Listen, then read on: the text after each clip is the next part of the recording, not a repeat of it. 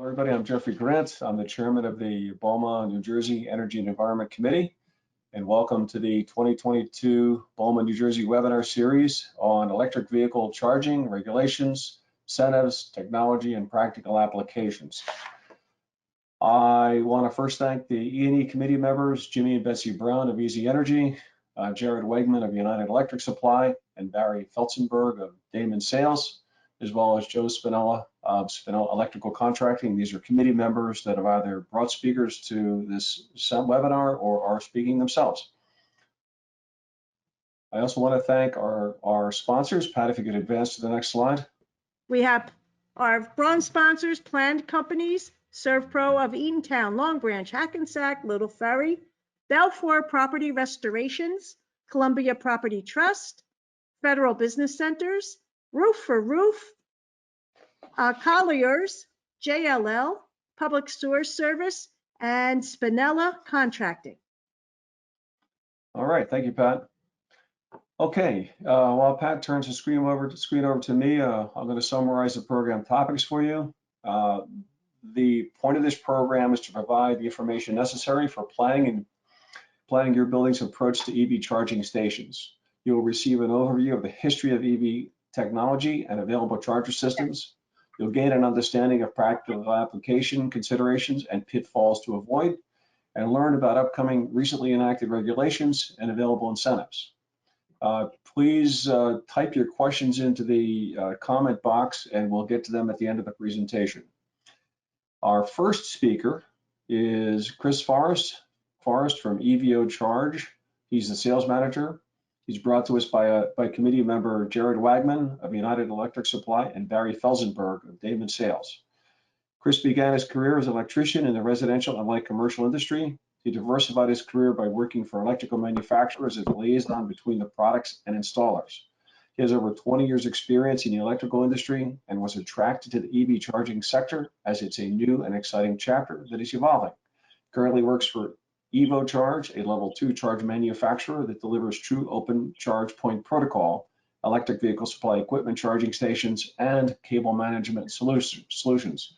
So with that, Chris, unmute yourself and I'll advance the slides for you. Thank you so much for the introduction, Jeff. I apologize. I can't do a camera due to my loaner computer, so apologize for that. So thank everyone for attending and give me a couple minutes of your time. I just wanted to start the presentation with just a little background of electric vehicles, kind of where we are and where we're headed. So if we go back to the first generation hybrid, as you can see here in the slides, again, had two engines, a gas combustible engine as well as the electric motor. And as the combustible engine turned, it created power, which generated from the inverter, charged the battery pack, and allowed the consumer to flip between a combustible engine and an electric engine, thus giving them a couple hundred miles of range. And the issue with this, again, two engines, two fuel cell types, and an inverter, didn't really make it comparable to the mass market. So it really wasn't driving the consumer demand in which they wanted to appeal to. The second generation, where we're kind of in right now, is the plug-in hybrid, where you're starting to see different manufacturers such as Hyundai, Toyota, GM start to evolve. And this still gives you two engine types, again, a gas engine as well as an electric. But again, the inverter was removed. So you have to flip between a combustible engine or the electric motor. And that vehicle is the beginning of the plug-in hybrid.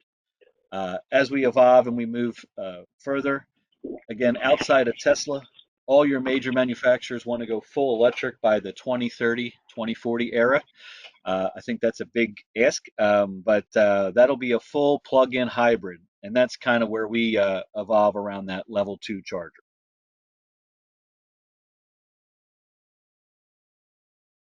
So just taking a look at market projections, as you can see here, again, these graphs are just kind of taking off as we evolve in this technology, as the technology is developed and researched and moved forward. You can see here a slight lull between that 2019 and 2025. That's all backed around, I'm sure you all seen it, the Biden infrastructure plan, billions of dollars, trillions of dollars going into that. That's because currently we can charge about 1.5 million vehicles between 8 p.m. and 8 a.m.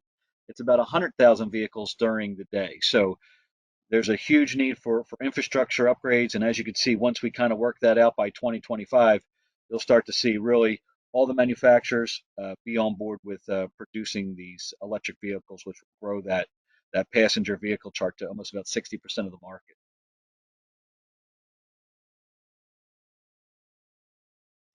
A lot of questions around the plug, right? Everybody says, if I have a Tesla, is it the same as my GM plug?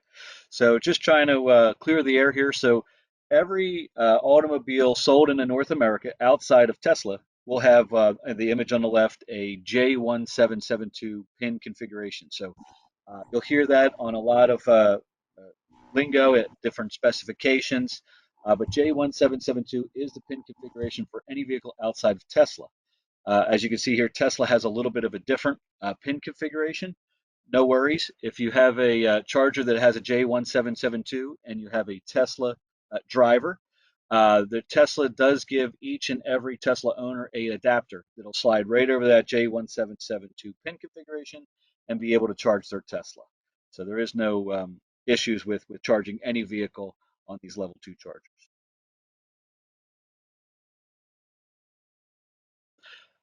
Port needs, as you can see here, about 9.6 million charge ports needed by 2030. So as you can see, the demand is going to grow exponentially. And to kind of combat that, we've kind of broken up the map a little bit. Just try to break that down a little bit. So the home level 2 charger, again, about 80% of the market.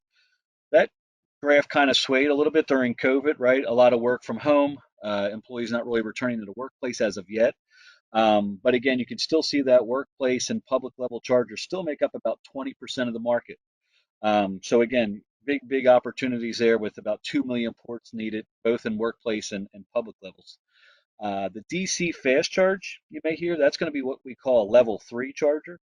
And that's going to be mostly found in applications along major highways, turnpikes, interstates. This level 3 is a very big infrastructure cost, as well as a very minimal time to charge the vehicle.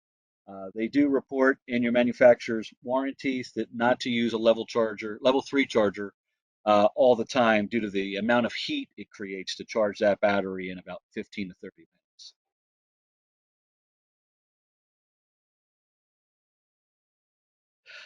So just kind of giving you an idea, you hear, different levels of chargers. So there are 3 levels.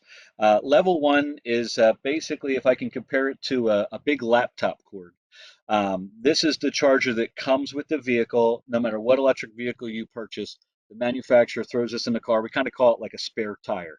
It could take, as you can see, about 11 to 20 hours to fully charge your vehicle. So again, plugging into a 110-volt outlet doesn't really give you a lot of amperage to charge that battery. Where we focus on is the level 2.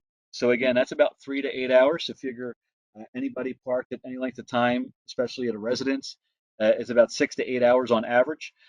So that's where the level 2 fits. Also in workplaces, again, most employees are there about 8 to 12 hours on average.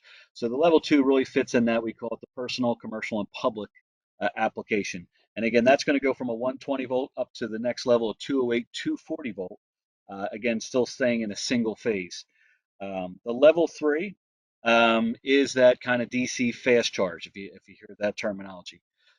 That's going to charge the vehicle. It's kind of a little bit better now. It's about 15 to 60 minutes. It can charge these vehicles. But again, big infrastructure upgrade and a very costly capital improvement. Hence the reason we call that more of a public, more along the roadway where you're taking a long trip, you want to pull in, grab a cup of coffee, come out, and your vehicle's fully charged. So that's kind of the placement of where those level 3s really fit.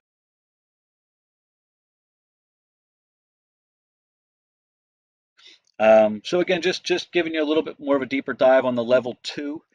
So again, most all chargers will be SAE J1772. Again, if you purchase a charger from Tesla, they will have their pin configuration on there. Again, it's a 240, 208, 240 volt single phase circuit. And again, about 3 to 8 hours. A lot of questions around how many miles does that usually give me? That's about 30 to 50 miles of range per hour based upon that. So again, depending on the level of the battery going on to the charger, that's giving you the 3 to 8 hours. And most of these electric cars currently are a 250-mile max. So most of them are just kind of doing the normal milk runs. There's not a lot that we see trending to go far distances, obviously due to the infrastructure upgrades needed.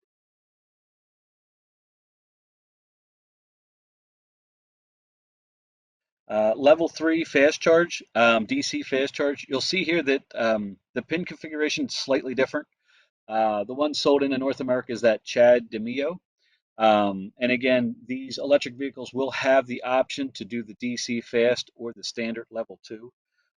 But as you can see here, 30 to 60 minutes, again, if the charge is below 80%. So very, very high amperage. We're in the 480 volt, 3-phase. So again, very, very high in the infrastructure costs.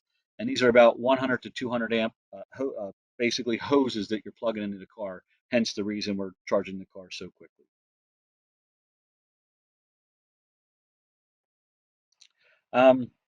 Charging without cable management, obviously, liability is huge. As you can see here, a couple images, poorly, these chargers don't have any cable management. Again, they could be damaged by people running over them. I know in the Northeast, if they're out in the parking lot, a snowplow could take them with them. So we really do emphasize the cable management piece. And again, it's just a nice addition and really kind of absolves that liability and safety concern that you may have, as well as potential damage to the charger and possibly a bystander.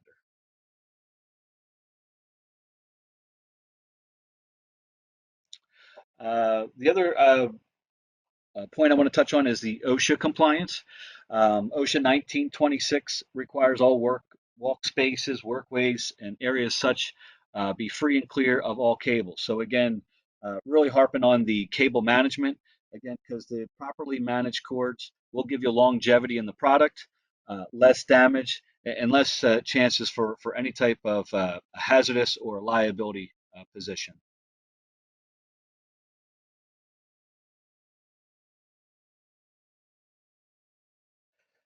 So as Jeff introduced us, we are what's called an OCPP compliant provider. There's also proprietary providers of software out there. Most you have facilities where you want to be able to monetize, have data analytics of who's charging, maybe make it public, private, have the ability to authorize certain users to utilize the charger. So there's two different networks out there. Ours is what we call an open network. So there's a multitude of different software providers that we can attach to the charger, as well as you can see on your dashboard on your laptop. And it kind of just gives you the flexibility to choose your software provider. Maybe you have a software provider you're currently using. We can adapt the charger to the functionality of the software, as opposed to our proprietary competitors. Some of these charging companies have a proprietary network, whereas if you don't pay for the software or you're unhappy with the software, there's no real change. You have to use their software for that charger to actually function and work. With an open concept charger, you have the flexibility to change software providers, and the unit will still continue to function. So it really does put you in a flexible position as the technology starts to get better, as the software has more capabilities. So again, that's just one of the biggest advantages of being an OCPP compliant provider as opposed to proprietary.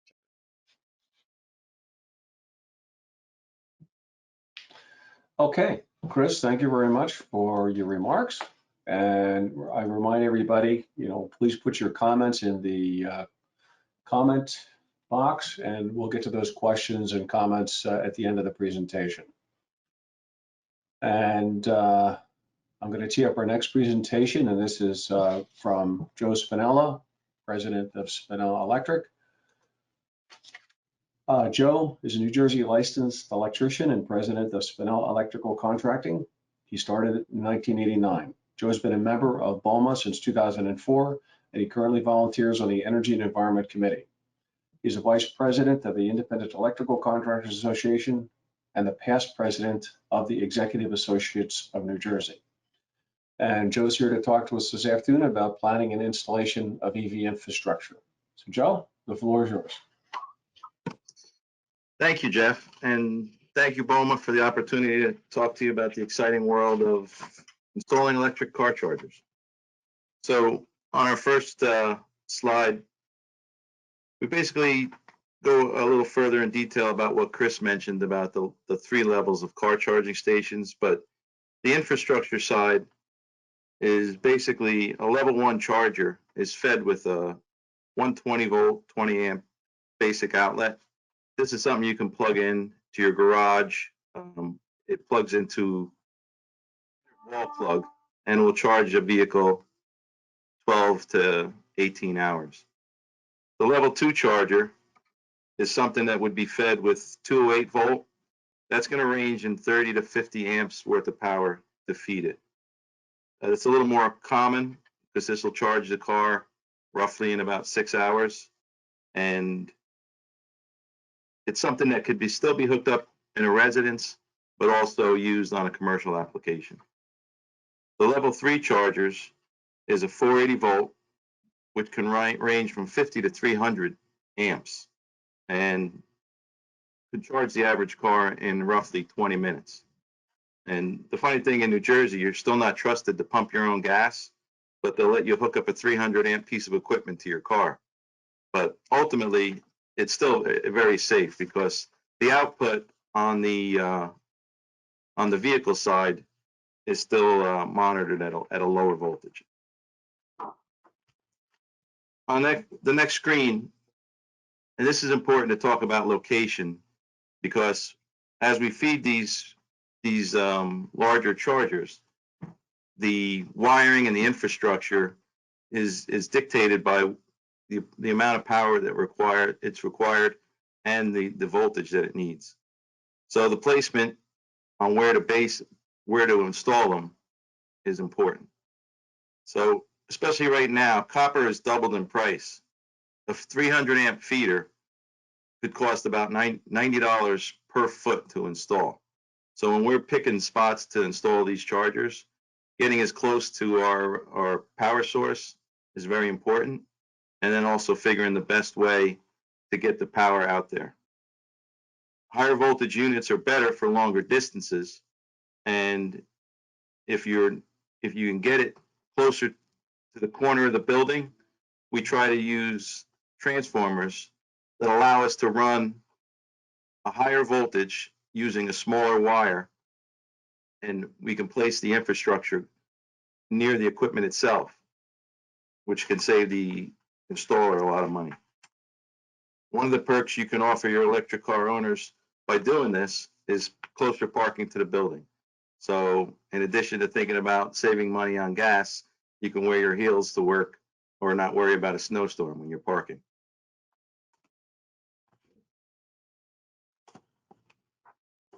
So the next screen basically shows the locations in the North Jersey area that have car chargers right now and the amount of chargers at each location. And there's 2 types of chargers that we can talk about as far as chargers that are installed as an amenity to your tenants.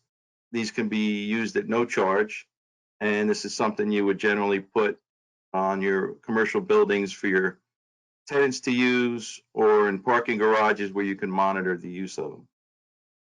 Charge point chargers can also be installed. These accept credit card payments, and you can actually determine the kilowatts that you want to charge the end user to create revenue for your building or your owner. Also, the display on the chargers can be used for advertisement. So some of these chargers have a large enough display where you can put advertisement for shopping centers. You can promote retail tenants. You can even tell people what if the special at the cafe that day happens to be the meatloaf sandwich, you can put that on the display of your car charger.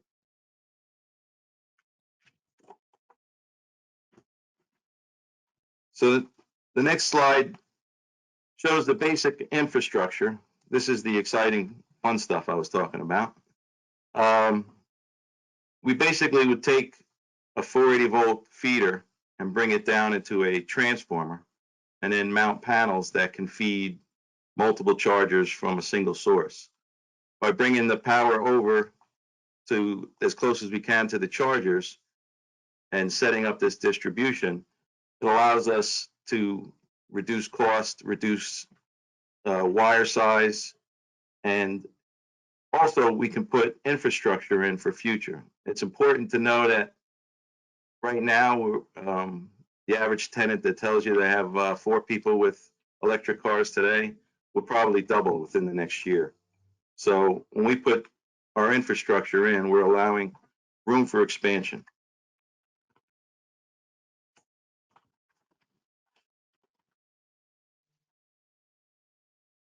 The next slide shows dual chargers. So we're actually getting 2 for the price of 1 on these installations.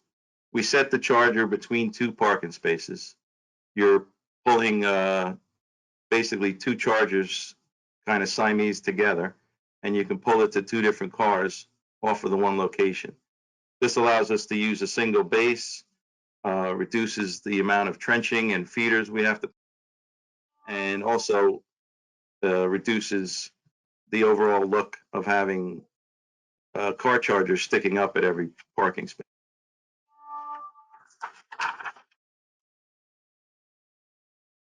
So on the next slide, this is an installation that we did in a parking garage.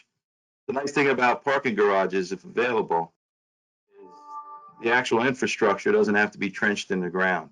We can use the ceilings and walls to run our power on the surface. We're not cutting through asphalt, digging trenches. The overall installation is less subject to problems down the road from being subject to moisture.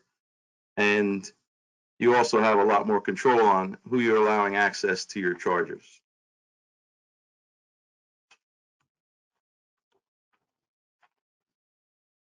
So one of the more difficult parts of these projects, and just about anybody who's dealt with any kind of a project knows, is permitting. So based on the fact that it's an outdoor installation, the first step is always the zoning. So you need to supply a site plan to the zoning department, and we can help overlay the depiction, which is on the bottom right-hand side of the slide, showing where the infrastructure goes, the wiring for it, the locations, and the amount of chargers. On the left side of the screen is what we call a line diagram. This will show the town basically where we're taking power from, showing them that there's enough power to support the chargers that we're installing, and the layout of how the power is being protected. And we're also fusing it right at the edge of the building to protect lightning strikes or anything like that from going back into the building. Andrea will go into more detail about actually dealing with the town, but this is just an overview of some of the things you'll need when going for permitting.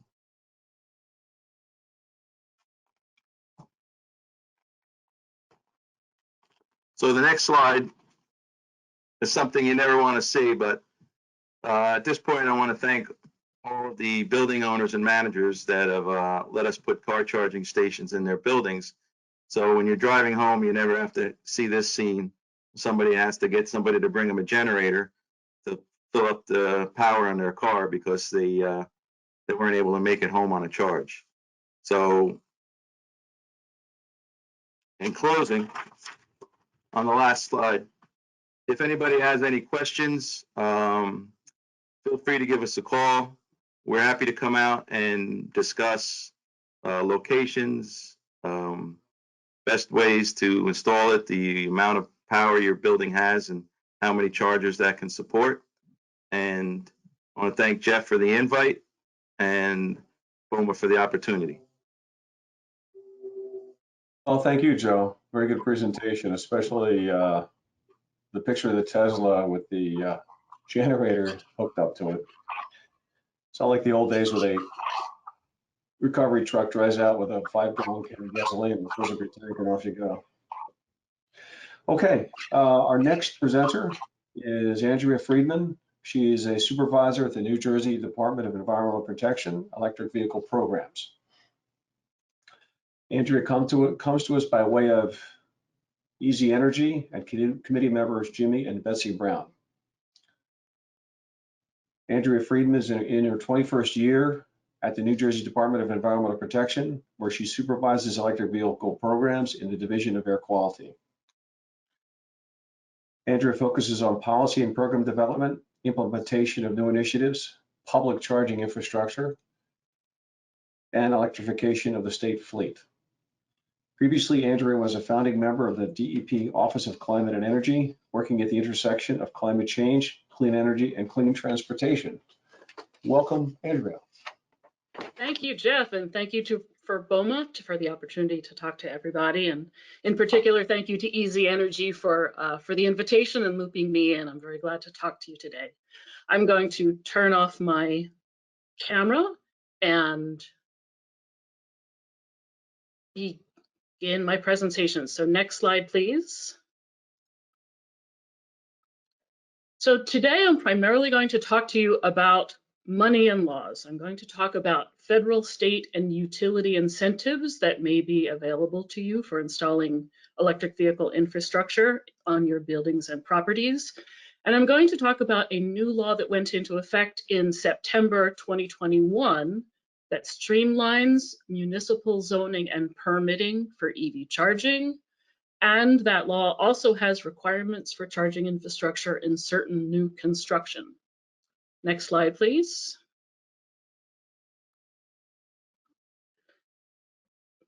Oh, can you go back one? There you go. So what I want you to know is how big this is and how big it's getting. More than 2 million Americans now drive electric. There are more than 40 models of electric vehicles on the market from every major automaker, as well as EV-only automakers like Tesla and Rivian. And if you were watching this space 6 or 7 years ago, they were only small cars that were underpowered, small batteries, not particularly impressive. Now, new cars on the market today have battery ranges of 150 miles of range, 200, 250, up near 300 miles of range on a single charge. There are sedans, minivans, SUVs, pickup trucks. There's really a make and model for every family and every use.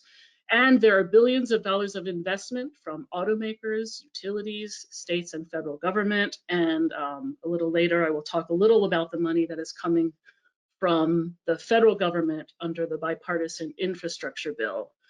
So because of all of this growth, EV charging is increasingly becoming an important amenity for commercial properties to attract tenants and customers and to differentiate yourself from your competition.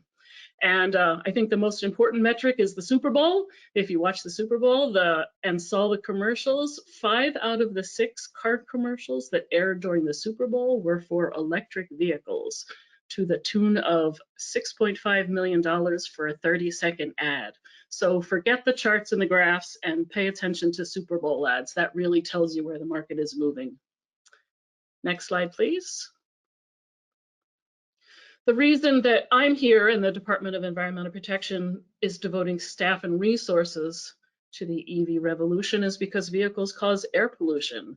In New Jersey, the largest source of air pollution is no longer smokestacks, it's tailpipes. Nearly 75% of ozone producing chemicals and more than a quarter of the fine particulate pollution in New Jersey's air comes from vehicles. And together, ozone and particulate pollution cause asthma, emphysema, heart disease, and in the case of particulates, cancer. Next slide, please. And transportation is the largest single source of climate pollution in New Jersey. Almost half of New Jersey's greenhouse gases come from transportation, and that's true all across the United States. Electric vehicles are about 70–80% cleaner than internal combustion engine vehicles, and that includes the pollution from the power plants that power the batteries that charge the vehicles. So even when you include the emissions from the power plant, EVs are 70 to 80% cleaner than conventional vehicles. So New Jersey is taking electric vehicles and infrastructure for them very seriously. Next slide, please. So here's an example of how seriously we're taking it. New Jersey has the best in the nation EV incentive program. Consumers can get up to $5,000 in state rebate when they buy or lease a new electric car. The program has been so successful that we ran out of money for this year. The program will restart in July, if not sooner. And this is a 10-year, $300 million program that has been created by the legislature, signed by the governor, and will be funded at $300 million over 10 years. Next slide, please. In addition to the state rebate of up to $5,000, car buyers can qualify for up to $7,500 in federal income tax credit. And in New Jersey, there is no state sales tax on a pure electric vehicle. So that's an additional savings of 6.6%. So this is really a good deal for New Jersey consumers, and they're becoming very popular. Next slide, please. The rebate program was created by New Jersey's EV law, which was signed into law in January, just about 2 years ago, a little over 2 years ago now. It created the rebates for EV purchases, it created rebates for in-home EV chargers, and it set aggressive goals for vehicles and infrastructure across the state. Some of these goals will be relevant to you. So the goals are minimum 330,000 EV registered in New Jersey by 2025 and 2 million by 2035. 400 public fast charging stations at 200 locations around the state, and at least 1,000 level 2 stations statewide. We've already met that goal for level 2 chargers. There's a goal that 15%, at least 15% of multifamily residential properties will have charging for residents by 2025 and 30% by 2030, and at least 20% of franchise overnight lodging establishments will have charging for guests and employees by 2025. Next slide, please. So you get the sense of how big the market is getting, how important New Jersey thinks it is, and what kinds of resources we are putting towards it. So now I'm going to go into the federal, state, and utility incentives that are available to commercial buildings and properties for EV charging infrastructure. And I will talk more about that law I mentioned that streamlines zoning and permitting and has some charging requirements for new construction. Next slide, please. So before I talk about the incentives, I want to talk just a little bit about costs. So here we have a level 1, level 2, and DC fast charger, also called level 3. So these are very ballpark costs for a project, including equipment and installation. So you're looking at ballpark 1,000, 10,000, and 100,000. For a level 1 project, $1,000 per port. A level 2 charger, 10,000 per port. DC fast charger, 100,000 per port.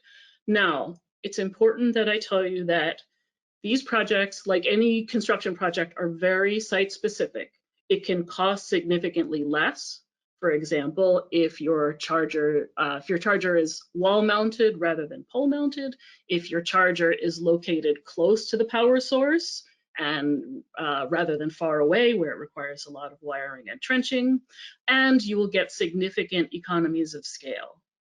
The projects can also be more expensive than this, and especially for fast chargers, considerably more expensive than this if you get a charger that has all the bells and whistles, and if you require, a lot of trenching and wiring and utility, electrical upgrades. So, just as you do for any kind of construction project in your building, talk to several vendors, get quotes, talk to your utility early, do your homework and make sure you understand what kind of cost range you will be facing for your project, and that will help you understand how the incentives fit in. So now I'm going to go talk about the incentives. So next slide, please. So first, I want to tell you about the federal tax credit. It is called the Alternative Fuel Vehicle Refueling Property Tax Credit. And this will offset up to 30% of the total cost of purchase and installation for EV charging equipment, up to $30,000 for a commercial property. It's up to, I believe, $1,000 for a residential property, but for commercial, you're talking up to $30,000. This link is the link to the IRS page that has the Form 8911 and the details of this federal tax credit. Next slide, please. So now I'm going to talk about the state incentives. This program is the DEP, which is my agency. The program is called It Pays to Plug In. It is our grant program for EV charging stations. It's broken up into two parts. The first part is for level 1 and level 2 stations. The second part is for level 3, otherwise known as DC fast chargers. I'm going to talk about the two parts of the program differently because they're significantly different. So for the program for level 1, oh, can you back up, please? Thank you. For the program for level 1 and level 2 chargers, the grant is up to $4,000 per port for level 2 chargers at public places, multifamily homes, and workplaces. And when I say workplaces, that means chargers for employees and or visitors and or fleets. So basically anyone except a private residential house or small apartments are eligible for these grants. Multi-unit dwellings, I think it's 5 units or more, I believe. So this program is a first come, first served program. Right now we have a small waiting list, but we expect more funding soon. So if you design a program and get on our waiting list, as soon as we have money back in, we'll start taking projects from the waiting list in order that they come in. And you can apply online. We will have a new online application portal that will launch very soon. And we are happy to talk to you about your project before you apply if you have questions. So that is our program for It Pays to Plug In for level 1 and level 2 chargers. One important thing I want to tell you about this is it is a reimbursement program. Do not buy any equipment until we have approved your application and signed a grant agreement for you. If you already buy it and or install it before we approve into a grant agreement, we can't give you a grant. So do your homework, apply, get approved, do a grant agreement, and then you can start spending money. Next slide, please. One other thing I want to say about level 1 and level 2, our eligible costs are for equipment, a maintenance agreement of up to 5 years, and networking costs for up to 5 years. This grant does not pay for the electrical work or installation. That will come from incentives from the utilities. So I will get to that. So this is equipment, maintenance agreement, networking costs. Next slide, please. So this is the other part of the It Pays to Plug In program. This is the program for the incentive for DC fast chargers. This is not first come, first serve. We give out this money by competitive solicitation. The grant is, these are much more expensive projects. The grant is up to $200,000 per location, and this is only for public fast chargers. So this means the chargers must be available to the public 7 days a week, 24/7, 365 days a year. It can't be, behind a fence. It can't be open only after your fleet has left. It is really meant for the general public.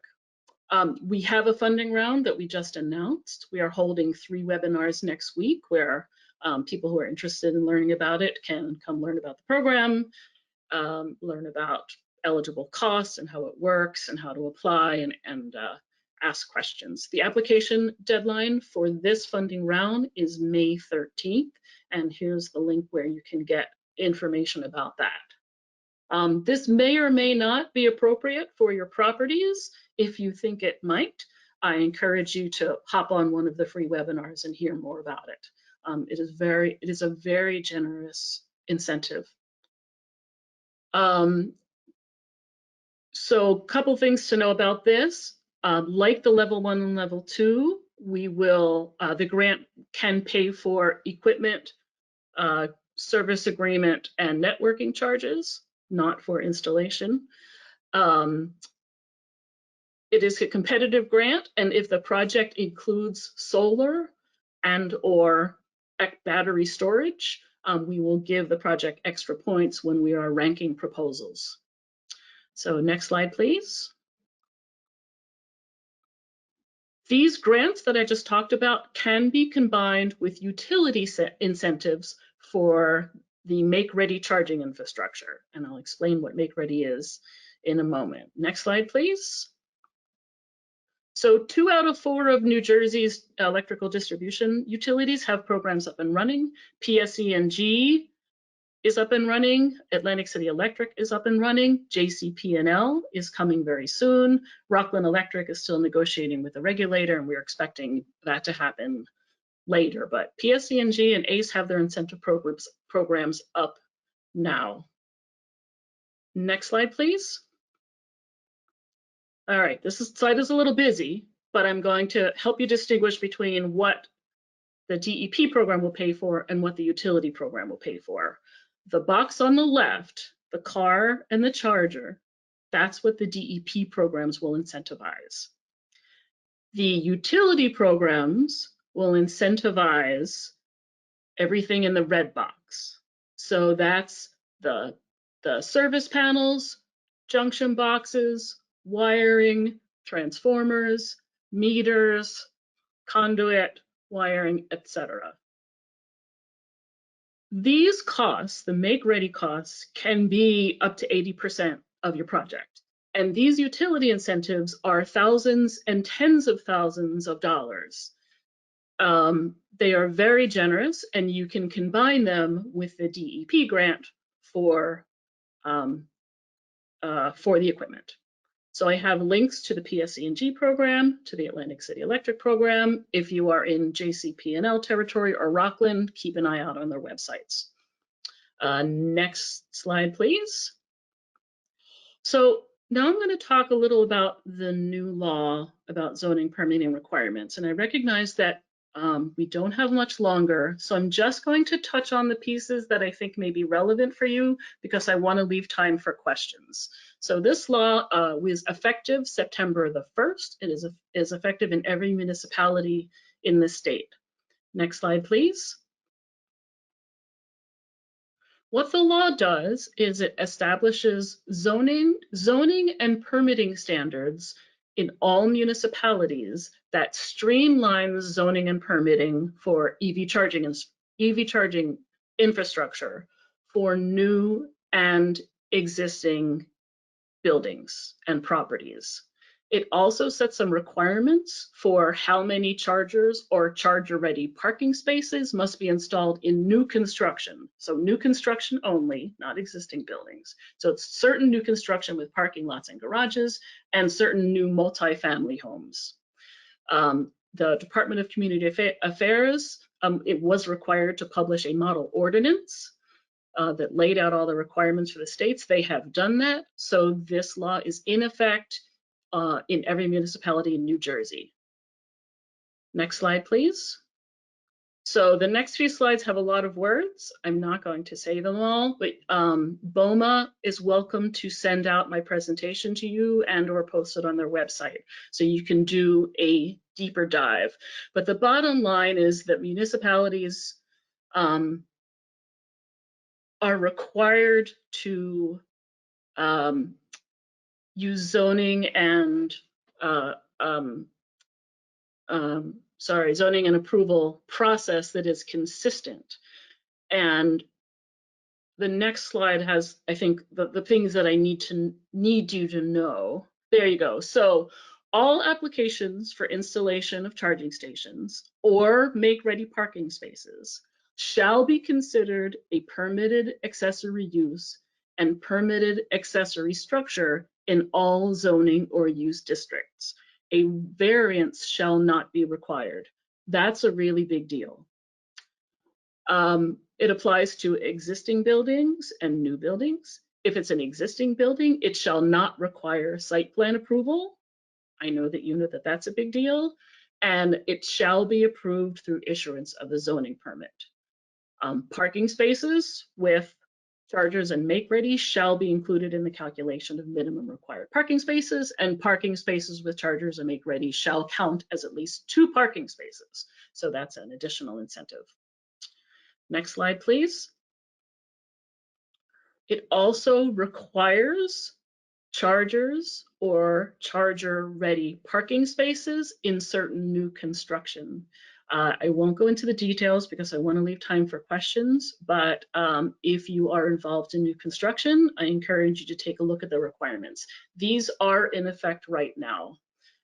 There is an exemption for retailers that provide 25 or fewer off-street parking spaces.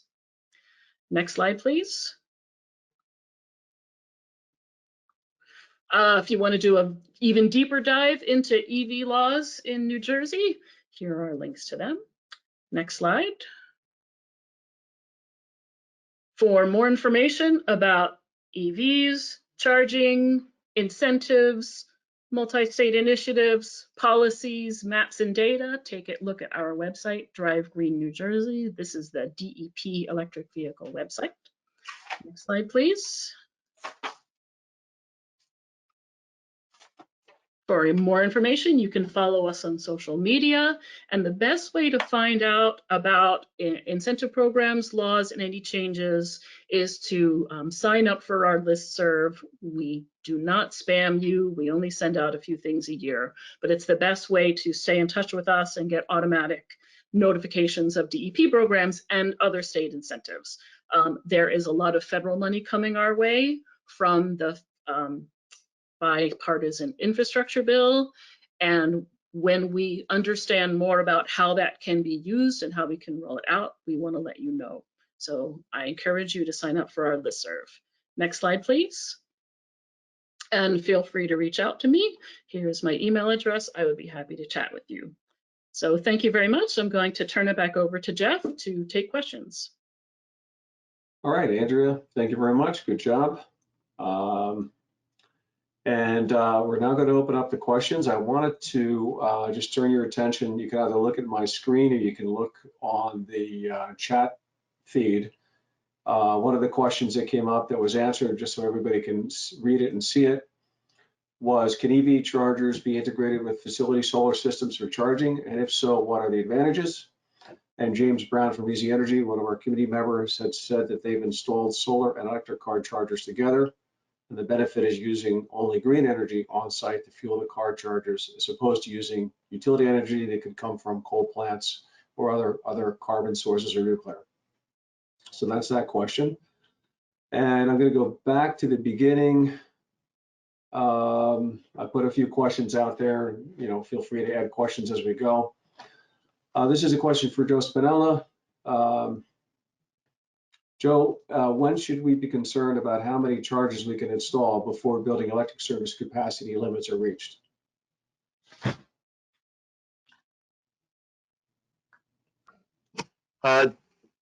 Jeff, I would say that the initial investigation on the service itself would be the capacity. You always want to leave yourself about 20% of room on a service for warm days or high loads. But you could probably just through we install a recording meter on the power, and it gives us an average over a period of time of how much power the building's using.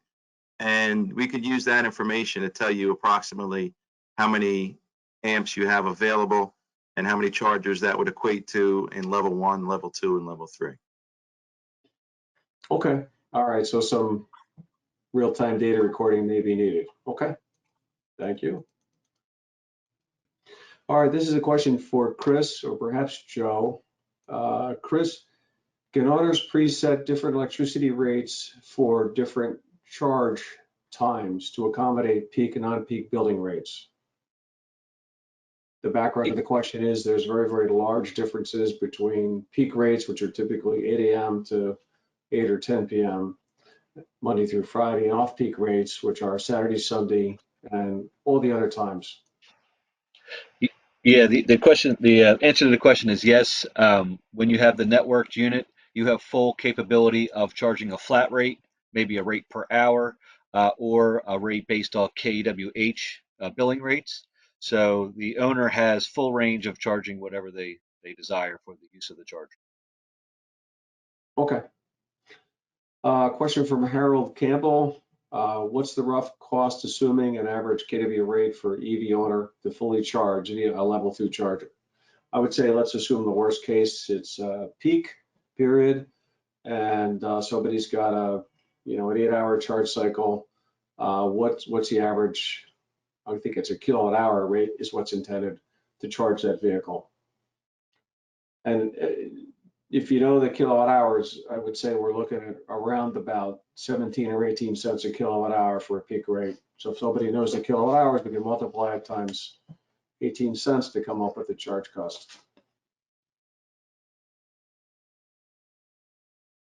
Thank you, Jeff. Well, it's say it's 30 amps and it's 240 volts. That's 7,200 watts. So 7.2 kilowatts times 8 hours is 57.6 kilowatt hours times 0.18. So I get $10. Does that make sense to everybody on the call? If you're comparing it to gas, ballpark, I think you're in the right arena. Ballpark, it's about a half to a third of what it would cost to fill up a gasoline car. It will be less expensive charging at home, especially off-peak, overnight. It will be more expensive if you're using a public fast charger. Okay. All right. So if it costs $30 to fill up your tank, it costs $10 to charge up your car. Cheaper at home at night. Okay. Here's a question about America sourcing EV products which have rare earth minerals in the batteries and rare earth minerals in the EV motors. Those minerals predominantly come from China and mines that they own in underdeveloped countries. Underdeveloped countries means they don't have the safety standards or the human, I guess, protection standards in these underdeveloped countries. Should America be concerned about the shifting of technology and raw materials to China? I can take a crack at that. I think that we should always be concerned about where the materials and labor for our consumer goods come from and how people are treated. I often hear this question posed about electric vehicles without also hearing people ask the same question about internal combustion engines and the climate pollution that comes from them and the impact of climate pollution, especially on poor and minority communities. So there have been studies done on life cycle emissions for EVs versus internal combustion engines, and EVs come out cleaner in all ways, even when you take in consideration the life cycle of the vehicle, including the minerals and materials. So the answer is yes, and we need to ask the same question about internal combustion as well. I hope that answers your question. Yeah, I asked a question, but I think the answer also needs to think about, like, do we want to have a repeat of what happened in the 70s with the dependence on foreign oil, where we were literally at the mercy of Middle Eastern states for the lifeblood of our country, to now shifting our dependence on rare earth minerals to China, and we'll be at their mercy, for the materials to build our batteries and make our EV motors. I think it's a point that people need to be mindful of. In addition to all the benefits of clean energy, it's just be mindful of where we may be heading in the long run. All right, and I think the last question is, that wasn't answered, is any idea what federal incentives may be present for electric car chargers? But Andrea, you answered that question at the end, and that was very good. So I think that's it. If there's no more questions, I'll close the meeting. All right. You Well, missed one, Jeff. This is Patrick Connell. I think Gren Group of our office had a question. Just, it's a practical question. It was talked about for the level 2 chargers, 30 amp requirement. How many chargers is that? Is that per charger, or can you do multiple chargers on that 30 amp circuit? Jeff, I can answer that question. The chargers are all set on separate circuits. So we would run a 30 amp circuit for a 30 amp charger. Like I said, it's usually designed to have a 20% gap that allows you that it would draw roughly 22 or 24 amps, and you'd feed it with a 30 amp circuit. But each charger gets its own separate circuit. And then we use a calculation when we design a panel that's feeding multiple circuits, so that you can handle the inrush if a lot of them plug in at once. All right. And before we log off, I can say a little bit more about the federal funding. We're very excited about this and keeping an eye on the guidance that comes out from the federal government. So what we know so far is that the Biden administration's highest priority for charging infrastructure is to get a nationwide network of public fast chargers along the busiest travel corridors. We also know that some money will go to each state, and another pot of money will be divided up among the states and local governments, and that will be competitive money. So some money will come to us, we don't have to compete for it. Other money, we will have to compete for it, and those competitive grants have some more flexibility about how we use it. The state will have to submit an EV infrastructure deployment plan to the feds. There is a joint office that is run by the U.S. Department of Energy and the U.S. Department of Transportation that will be issuing guidance and evaluating the state plans. So the bottom line is there will be a lot of money, and stay tuned. All right, Andrea, is it okay to refer people to you as this federal money, offer becomes clearer? Yes, absolutely. Absolutely. Okay. All right. You can call Andrea if you've got issues, and her information is at the end of the slide deck. All right. All right, with that, I want to thank all the attenders for their time. Especially I want to thank the speakers, Chris, Joe, and Andrea. Great job for everybody. And not to be missed is thank you, Pat Hanley, for taking care of administrating the program. So wish you all a great rest of the week. Enjoy the warm weather until the next snowstorm, and look forward to seeing you at future Energy and Environment Committee webinars. Thank you, everybody. So long for now. Thanks. Take care. Thank you.